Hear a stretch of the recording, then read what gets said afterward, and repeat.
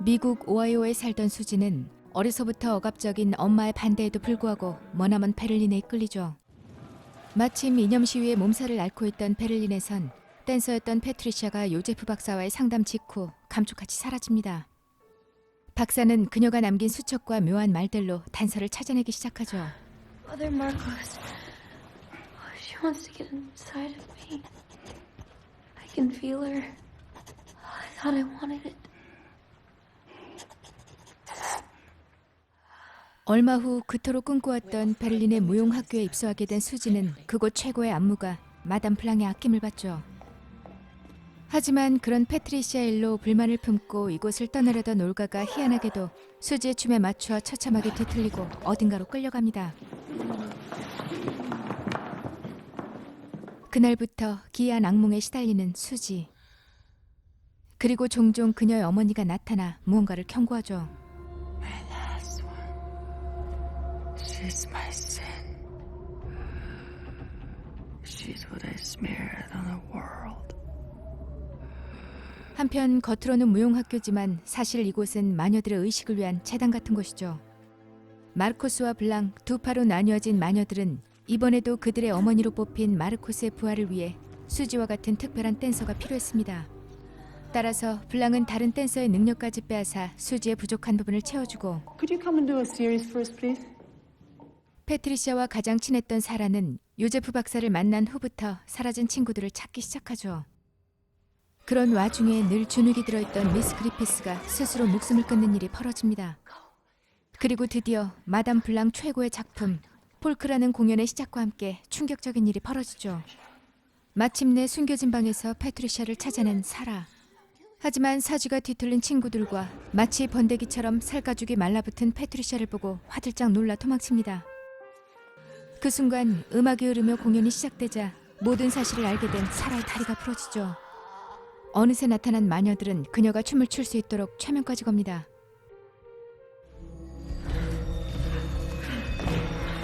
결국 한치의 실수도 없이 신들린 춤을 추는 수지와 넋을 잃은 채 멍하니 공연에 합류하는 사라.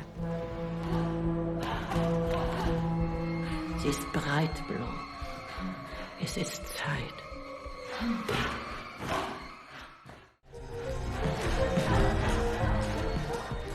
하지만 공연이 끝날 무렵 최면이 풀려버린 사라의 비명소리에 공연이 중단돼 버리죠.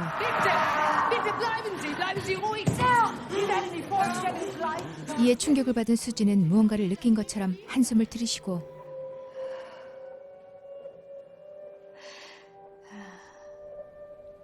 요제프를 지켜보던 블랑 또한 묘한 표정을 짓고 돌아섭니다.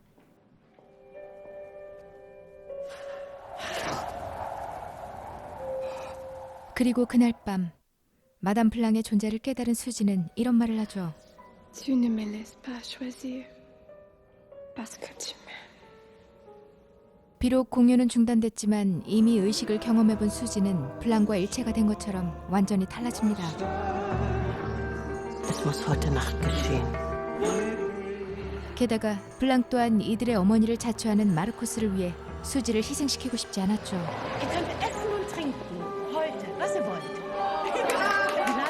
한편 방금 전 블랑의 매서운 눈빛과 마주한 요제프는 패트리시아가 남기고 간 가방과 사라가 가져온 갈고리까지 모두 강물에 던져버립니다. 그 사이 평범한 무용단처럼 저녁을 즐기던 마녀들 틈에 멋지게 차려입은 수지는 무언가 불안해 보이는 블랑을 묘하게 바라보죠.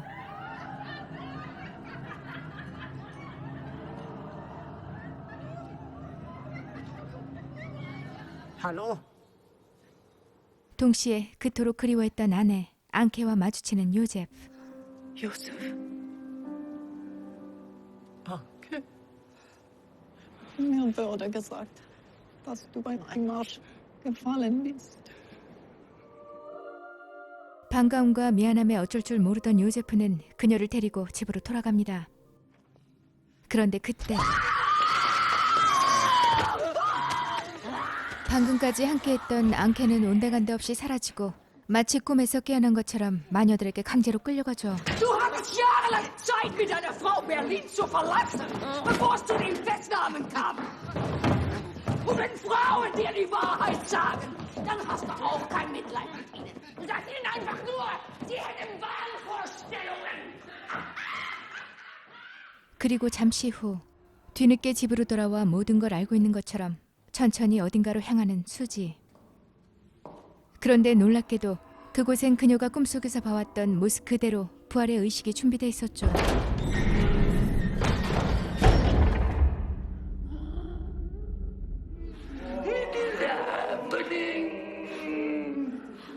게다가 이미 마르코스를 위해 희생된 패트리샤와 올가는 물론이고 방금 전 사라졌던 사라가 정신을 잃은 채 서 있습니다.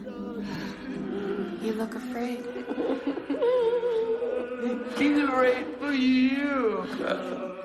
또한 알몸으로 공포에 떨고 있는 요제프까지 그곳은 그야말로 생지옥이나 다름이 없었죠.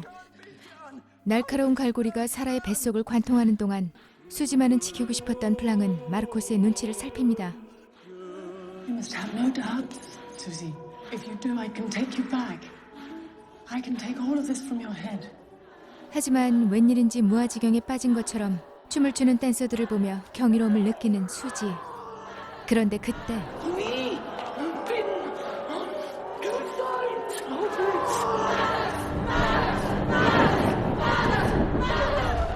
잘못된 의식을 멈추려던 블랑을 마르코스가 살해하죠.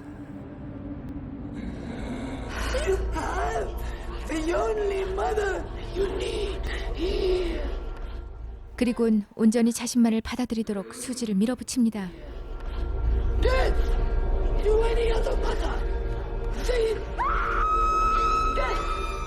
그러자 마르코스와 마녀들이 상상치도 못했던 일이 벌어지죠. She's my sin. She's what I smeared on the world. 오래전 임종 직전에 수지의 엄마가 남긴 말처럼 애초에 한숨의 마녀로 태어난 수지. 본능을 따라 머나먼 베를린까지 찾아온 수지는 이제 어머니의 행세를 하고 있던 마르코스를 제거합니다.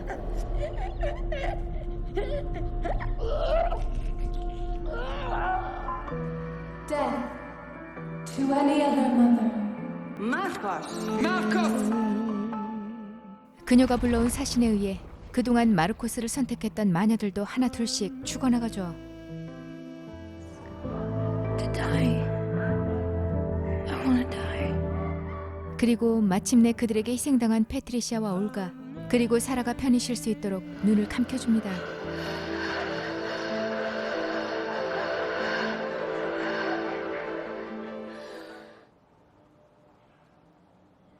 그렇게 엄청난 피바람이 몰아치고 지옥에서 무사히 살아남은 요제프는 마녀의 배웅을 받으며 집으로 돌아가죠. My God, what a night. I definitely drank too much wine. La chanson de Tanner Malfour.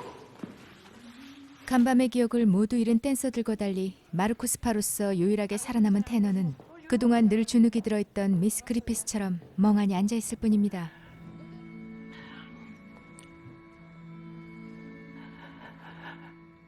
I regret what my daughters did to you. I wasn't in a position to prevent it. 이튿날 직접 요제프를 찾아와 중요한 말을 전해주는 수지. 그녀는 나치에 의해 수용소에서 죽음을 맞이한 앙케의 소식을 알려주죠. Of your undoing. Every memory will vanish. 그리곤 그의 죄책감과 함께 모든 기억을 지워줍니다.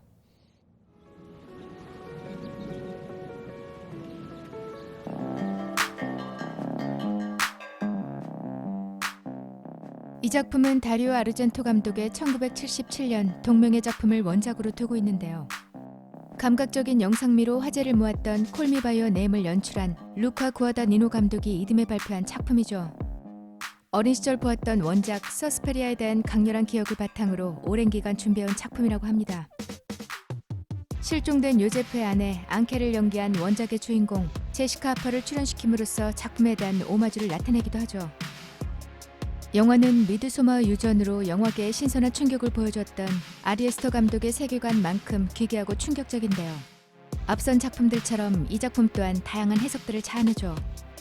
하지만 지나치게 복잡한 플롯과 캐릭터의 연관성을 파악하다 보면 자칫 지루하고 괴상한 영화로 느껴질 수도 있는데요. 기성 권력에 맞선 세대 갈등, 페미니즘적 캐릭터, 그리고 유럽이 처한 사회적 상황 등 반대로 의미를 분석하며 보는 사람들에겐 상당히 흥미로운 작품이죠. 개인적으로는 시종일관 불안하고 음습한 분위기를 자아내는 색감, 그리고 익숙한 듯한 몽환적인 음악이 마음에 들었는데요. 다름 아닌 레드헤드의 보컬 톰 요크가 음악 감독으로 참여한 첫 작품이라고 합니다. 영화는 당시 사회적 혼란을 야기했던 바더 마이노프의 활동을 배경으로 요제프라는 캐릭터의 죄책감에서 비롯된 악몽과도 같은 이야기가 복잡하게 전개되는데요. 불친절하게도 무용 아카데미를 둘러싼 실종 사건과 그들 간의 세력 다툼이 파편처럼 흩어져 있죠. 심지어 홀로코스트를 연상시키는 피칠갑의 폴크의식이 나오기까지 주요 캐릭터인 마르코스는 등장하지도 않습니다.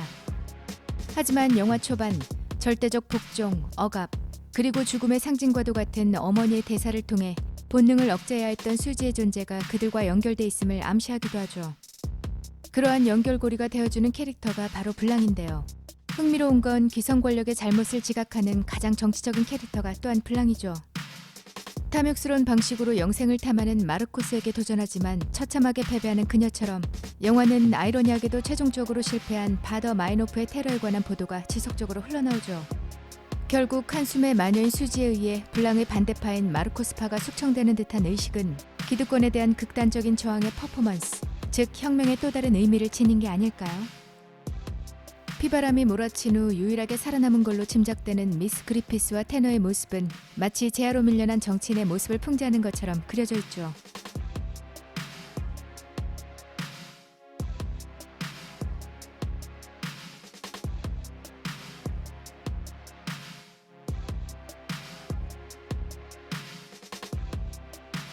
이처럼 원작의 기괴함만이 아닌 사회와 정치, 그리고 세대 갈등 등 다양한 플롯들로 새롭게 리메이크된 작품입니다.